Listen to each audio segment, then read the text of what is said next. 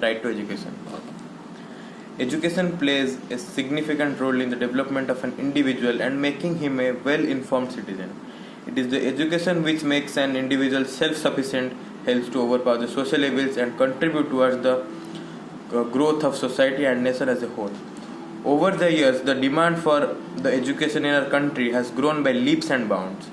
This is because people of all sections of society have understood the need of education, which is important for the overall development of a child.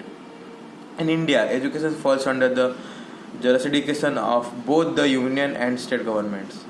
Post-independence era witnessed the commitment of the government to ensure universal elementary education to all. In 1950, India made a constitutional commitment to provide free and compulsory education to all children up to the age of 14 by adding the provision in the Article 45 of the directive principle of the state policy. Education system in India. In India, central and most state boards uniformly follow the 10 plus 2 plus 3 pattern of education.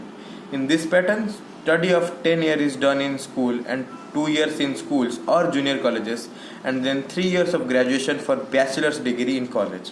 The first 10 years is further subdivided into 4 years to primary education, 6 years to high school, followed by 2 years of junior colleges.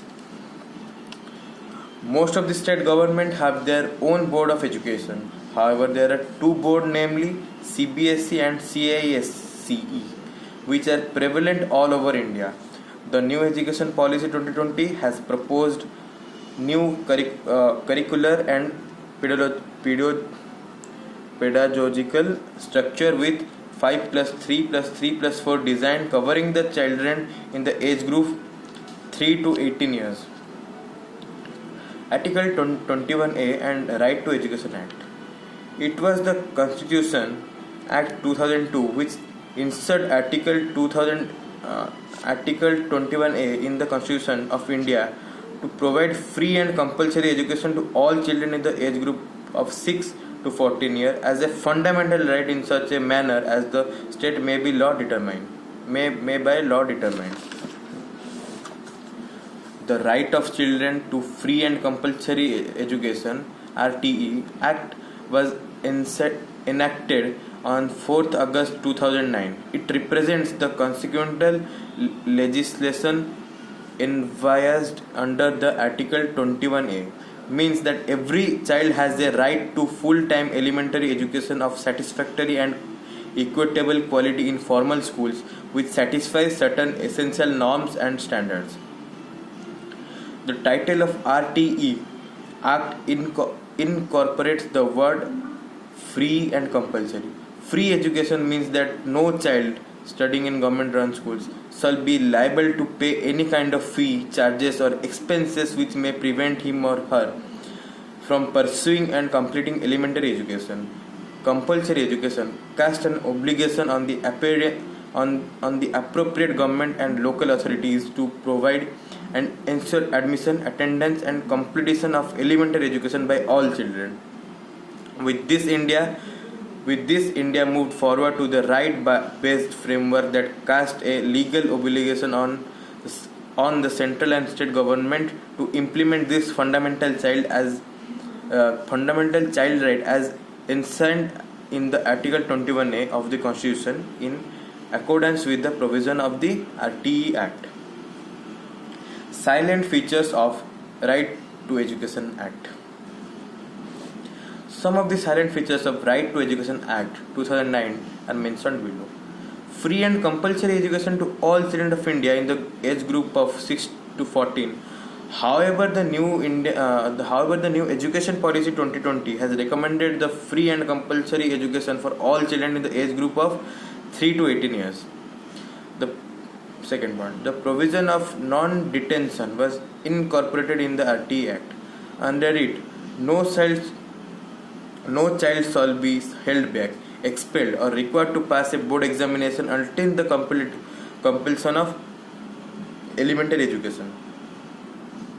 Third point, if a child above 6 years of age has not been admitted in any school or could not complete his or her elementary education, then he or she shall be admitted in a class appropriate to his or her age. Fourth point. The age of a child shall be determined on the basis of the birth certificate issued on the accordance with the Registration Act 1856 or on the basis of such other documents as may prescribe. No child shall be denied admission in a school for lack of age proof. A child who completes elementary education shall be awarded certificate. 25% reservation of economical disadvantaged group in admission to class 1 in all private schools. Financial burden will be shared between the state and central government. Limitation of right to education. Though RTE aims to free and compulsory education between age group of 6 to 14, but it has a certain limitation. Some of them are discussed below. The RTE Acts provide for a reservation of 25% of this 25% seats for disadvantaged group in every private schools. However, there is possibility that the children from the weaker section may develop inferiority complex while studying in these schools. Beside the elite parents may have an objection that their children are studying with the children from backward area. It is thus difficult step to get economically weaker section at parity with the regular students in terms of education and exposure provided to them. The RTE Act lays down the guidelines in terms of infrastructure and minimum personnel requirement which the school needs to adhere in order to function. There are many aided and private schools which have delivered excellent results in the past due to lack of funds. In order to meet the stipulated guidelines, we'll have to shut down. The RTE Act sanctions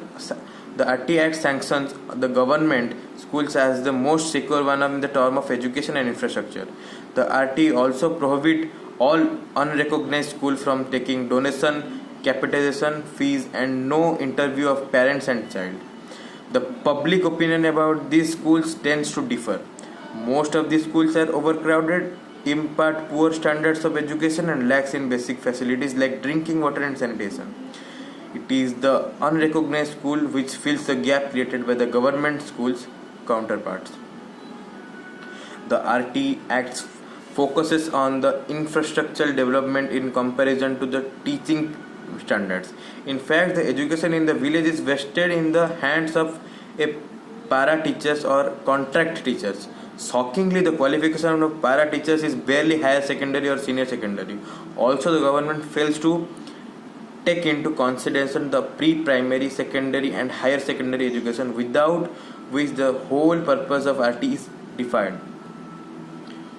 The child labor is widely prevalent in India. It is tough to get the children free from the clutches of child labor and send them to school. The responsibility of bringing child to school and providing them quality education is the work of Ministry of Human Resource Development. Monitoring and implementation of RTE Act is the responsibility of Child Rights Commission in each state, which is under Women and Child Department. Thus, there is a problem of coordination between those two departments. Important measures to make RTE a success. In order to entitle each child with a quality education and make RTE a success, the government needs to take certain stringent measures. Some of these are as follows.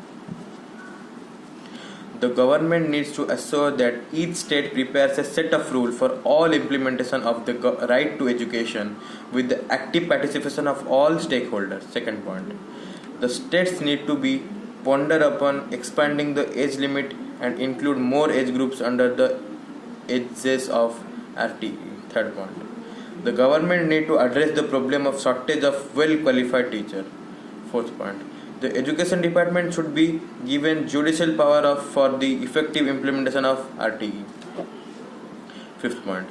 The government can encourage private investment to manage the problem of funds, but at the same time, it needs to assure that there are strict rules governing the participation of private sector in order to prevent the commercializing of education. Sixth and last one. The government needs to widen scope of RTE Act to ensure its success. The conclusion is the passing of the right of children to free and compulsory education RTE Act 2009 marks a historic moment for the children of India. This act serves as a building block to ensure that every child has his or her right to get a quality elementary education, and that the state, with the help of families and communities, fulfill this obligation and also ensure free and child centered education. Thank you and have a nice day.